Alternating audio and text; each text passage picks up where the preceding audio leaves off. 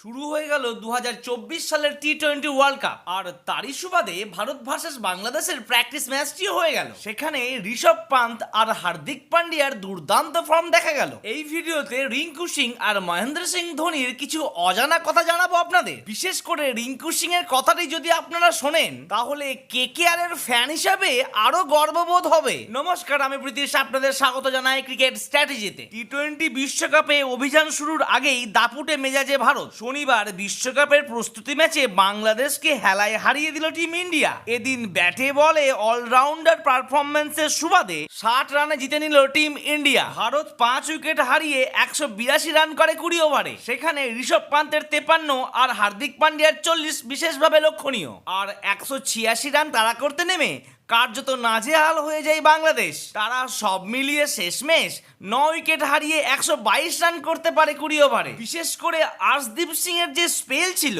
তা এই ম্যাচে বিশেষ করে নজর কেড়েছে। আর আমাকে সবার সামনে নজরে আনতে গেলে ভিডিওটি লাইক আর চ্যানেলটি সাবস্ক্রাইব করতে মোটেই ভুলবেন না। এবার আসি দুই ব্যক্তিত্বের আলোচনায়, সিএসকের প্রাণ আর কেকেআর এর জান অর্থাৎ মহেন্দ্র সিং ধোনি এবং রিঙ্কু সিং এর আলোচনায়। একই তো দিল হে মাহি কিতনে বার জিতোগে ইয়ার। নাম মহেন্দ্র সিং ধোনি।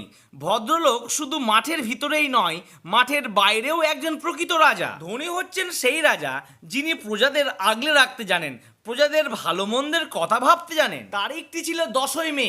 ম্যাচটি ছিল সিএসকে ভার্সেস গুজরাটে। মনে আছে তার সেই ভক্তটির কথা যে সব বাধা অতিক্রম করে ছুটে এসে মহেন্দ্র সিং ধোনির পায়ে প্রণাম করলেন এবং ধোনি তাকে গলা জড়িয়ে ধরে 21 সেকেন্ডের কিছু কথা হয়েছিল তাদের মধ্যে। সেখানে যে কথাটি হয়েছিল, ধোনি সেই ভক্তকে বড্ড হাঁপাতে দেখে তাকে জিজ্ঞেস করলো, এত হাঁপাচ্ছ কেন? তখন সে বলল তার হাঁপানোর একটি রোগ আছে আর তারই সার্জারি কিছুদিনের মধ্যেই হবে। তৎক্ষণাৎ ধোনি অন্য কিছু না ভেবে সঙ্গে সঙ্গে তাকে বলল, তোমার সার্জারির সমস্ত খরচ হচ্ছে আমার। তাহলে বুঝতে পেরেছেন মহেন্দ্র সিং ধোনি কি ধরনের মানুষ। এবার আসি কেকেআর এর স্টার রিঙ্কু সিং এর ব্যাপারে। এই সদ্য আইপিএল শেষ হয়েছে আর তারপরেই রিঙ্কু সিংকে একজন জিজ্ঞেস করেছে, মাত্র 55 লাখ টাকার জন্য তুমি কেকেআর এ পড়ে আছো?